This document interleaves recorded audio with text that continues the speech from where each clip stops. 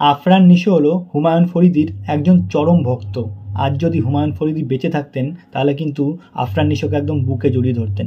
নমস্কার বন্ধুরা, সম্রাট ফিল্ম রিভিউ চ্যানেলে সবাইকে স্বাগত। তো এখন আলোচনা করব আফরান নিশো অভিনীত দাগি সিনেমাটি নিয়ে। তো দাগি সিনেমাটি কেমন হলো, সত্যি কথা বলতে এই সিনেমাটি আপনারা যখন দেখবেন সিনেমা হলে গিয়ে জাস্ট চোখের জল ধরে রাখতে পারবেন না। এটুকু কিন্তু 100% গ্যারান্টি দিয়ে বলছি যে এরকম ধরনের লেভেলের গল্প, কাহিনী এবং অভিনয়, মানে তিনটে বিষয়ই একসঙ্গে মিলে এত সুন্দর যে একটা প্যাকেজ, একটা সিনেমা তৈরি হতে পারে, সেটি কিন্তু মানে জাস্ট ভাবার বাইরে। মানে এরকম সিনেমা কিন্তু বাংলাদেশেই প্রথমবারের জন্য সৃষ্টি হলো কেন বলছি, এই ধরনের সিনেমা যেহেতু একবার তৈরি হয়েছে, মেকিং হয়েছে, এটি কিন্তু আজীবনের জন্য ইতিহাস হয়ে থাকবে।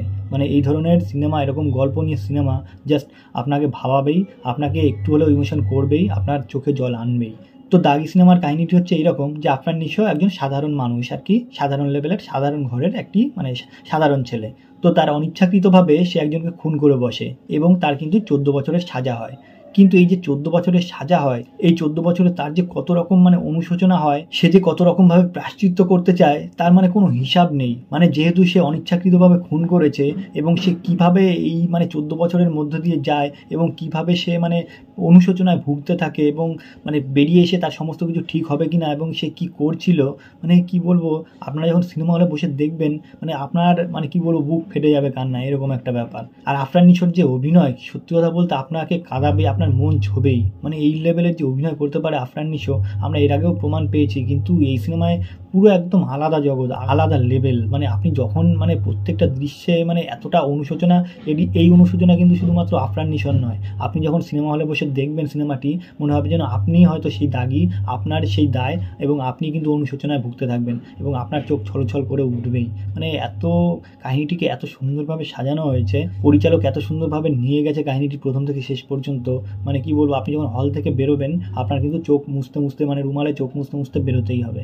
এই লেভেলের কিন্তু কাহিনী হয়েছে এই কাহিনীর মধ্যে বা এই সিনেমার মধ্যে। আরেকটি মানে গুরুত্বপূর্ণ বিষয় সেটি হচ্ছে কিন্তু নায়িকা তমা মির্জার সঙ্গে কিন্তু আফরান নিশোর যে ভালোবাসার সম্পর্ক, যে কেমিস্ট্রি, সেটি কিন্তু অত্যন্ত একটি গুরুত্বপূর্ণ বিষয় এই সিনেমার জন্য। কারণ তাদের মধ্যে ভালোবাসার সম্পর্ক এত গাঢ় ছিল, এত নিবিড় ছিল যে সে 14 বছর জেল খাটার পরে মানে সে যখন বেরিয়ে আসবে তখন কিন্তু মানে তার প্রেমিকা তমা মির্জা তাকে মেনে নেবে কিনা, তার বাড়ির লোক মেনে নেবে কিনা, তার পরিবার মেনে নেবে কিনা, আফরান নিশোর নিজের পরিবার মেনে নেবে কিনা, সমাজ মেনে নেবে কিনা, সমস্ত কিন্তু এইসব কোশ্চেন কিন্তু থাকবেই। আর এই সমস্ত কোশ্চেনের অ্যান্সার পেতে হলে কিন্তু সিনেমাটি হলে গিয়ে দেখতেই হবে। আর সত্যি কথা বলতে আফরান নিশোর চোখ কিন্তু কথা বলছে এই সিনেমায়। মানে এমনভাবে আফরান নিশো চাইছে, মানে তার অনুশোচনা, তার প্রায়শ্চিত্ত ভোগ, এমনভাবে তাকাবে সে আফরান নিশো মানে মানুষের চোখের দিকে, মানুষের মুখের দিকে, মানে একটা বাচ্চা শিশু যেভাবে তাকিয়ে থাকে, মানে কেউ যদি তাকে সে কোলে তুলে নেয়, মানে এতটাই ভালো লাগে বাচ্চা শিশুটির।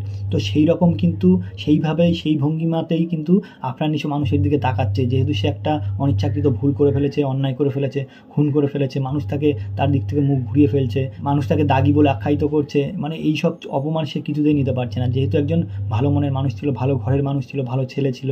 সে সেই জায়গায় দাঁড়িয়ে এমন একটা জায়গায় চলে যায়, এমন একটা ডিপ্রেশনে ভুগতে থাকে যে মানে কি বলবো, মানুষ সবার কাছে সে হাত জোর করে ক্ষমা চাইতে থাকে। এরকম মানে এমন একটা দৃশ্য মানে আপনার দেখে মানে সিটে কতক্ষণ বসে থাকতে পারবেন, মানে এটাই কিন্তু বলা অসম্ভব। মানে এতটা এই লেভেলের সিনেমা হয়েছে।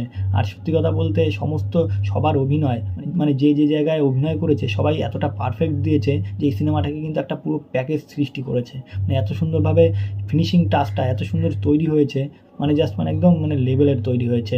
মানে আপনারা যখন সিনেমাটি দেখবেন, প্রথম হাফ সিনেমাটি দেখার সময় কিন্তু আপনাদের কোনো কমপ্লেন রাখার জায়গাই নেই। মানে এত সুন্দরভাবে সিনেমাটির গড়াবে, সিনেমাটির কাহিনী গড়াবে, সবার অভিনয় মানে এত সুন্দর আপনাকে অ্যাট্রাকশন, হিপনোটাইজ করে রাখবে যে আপনারা এই প্রথম হাফ পর্যন্ত আপনারা কোনো কমপ্লেনই করতে পারবেন না। মানে এতটা সুন্দরভাবে সিনেমাটিকে এগিয়ে নিয়ে যাওয়া হয়েছে। আর দ্বিতীয় হাফ যখন শুরু হচ্ছে তখনই কিন্তু একটা অন্যরকম মোড় আসবে। মানে সমাজে যেসব সিন্ডিকেট ব্যবসায়ীরা রয়েছে বা শত্রুরা রয়েছে বা রাজনৈতিক নেতারা রয়েছে, তারা কিন্তু বিভিন্ন রকমভাবে মানে ফ্যাসাদে ফেলতে চাইবে এবং কিছুটা কিন্তু তাদের জন্য কিন্তু আজকে এই নিশোর অবস্থা, মানে নিশোর যে পরিণতিটা হয়েছে তার জন্য কিন্তু কিছু সিন্ডিকেটের লোকজন দায়ী রয়েছে। তো এই ব্যাপারটি এমনভাবে মোড় নেবে, এমনভাবে মোচড় নেবে এই সিনেমায়, আপনাদের উত্তেজনা কিন্তু আরও বেশি বাড়িয়ে দেবে। মানে সিনেমাটি আপনারা মানে কি বলবো, যেন সিট বেল্ট দিয়ে বেঁধে রাখবেন, মানে প্লেনে বসলে যেমন হয়, মানে আপনারা যেন এদিকেও না হেলেন ওদিকেও না হেলেন, এইরকম একটা ব্যাপার কিন্তু সৃষ্টি হবে আপনারা যখন সিনেমা হলে সিনেমাটি দেখবেন।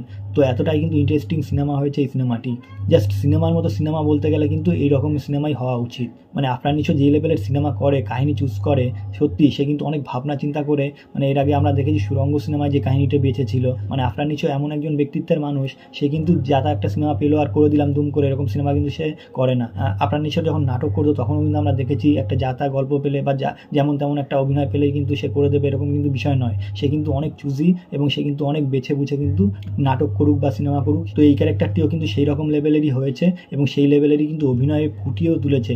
একটা পেলাম অভিনয়ে ফুটিয়ে তুলতে পারলাম না এরকম কিন্তু নয়, আফরান নিশো যেটিতে হাত দেয় সেটি কিন্তু শোনা হয়ে যায়। তো এই কাহিনীটিও কিন্তু সেই রকম, এই গল্পটিও সেই রকম এবং ক্যারেক্টারটি যেমন ছিল সেইভাবে একদম পারফেক্টভাবে কিন্তু সে ফুটিয়ে তুলেছে। তো এই সিনেমাটি কিন্তু আমার মনে হয় আফরান নিশোর জন্যই সৃষ্টি হয়েছিল বলেই আফরান নিশো এই সিনেমায় অভিনয় করেছে। জাস্ট এই ঈদকে কিন্তু মানে কি বলবো, ঈদে কিন্তু অন্যান্য বড় বড় স্টারদের সিনেমাও রিলিজ পেয়েছে, কিন্তু দাগি সিনেমাটি এমনভাবে মানে কি বলবো মানে এমনভাবে ব্লাস্ট করেছে ঈদে যে অন্যান্য সিনেমা কিন্তু চাপা পড়ে গেছে এই সিনেমার কাছে, জাস্ট কিন্তু মানে হিলিয়ে রেখে দিচ্ছে। ইতিমধ্যে খবর পাওয়া যাচ্ছে যে মানে যেহেতু আমি একটু পরে রিভিউ করছি, এতক্ষণে কিন্তু খবর চলে এসেছে আরও 10 থেকে 11টা হলে কিন্তু দর্শকদের চাহিদায় কিন্তু আরও 10 থেকে 11টি সিনেমা হলে কিন্তু এই সিনেমাটি রিলিজ দেওয়া হচ্ছে পরবর্তীকালে। মানে এই একদিন গড়ায়নি, তার মধ্যেই কিন্তু এরকম হাইপ উঠে গেছে। তাহলে বুঝতেই পারছেন যে কী লেভেলের সিনেমা হয়েছে। তো যাই হোক, আপনারা যারা এখনও পর্যন্ত এই দাগি সিনেমাটি দেখেননি অবশ্যই গিয়ে দেখুন হলে গিয়ে, এবং সিনেমাটিকে কিন্তু আরও সফল করে তুলুন এবং অবশ্যই কিন্তু আরও ব্যবসাদারি এবং অবশ্যই কিন্তু একটি কি বলবো সাকসেসফুল সিনেমা করে তুলুন। তো আর বেশি কিছু বলবো না, ভিডিওটি এখানে শেষ করলাম। ভিডিওটি যদি ভালো লাগে অবশ্যই লাইক, কমেন্ট এবং শেয়ার করবেন এবং অবশ্যই সাবস্ক্রাইব করবেন। নমস্কার।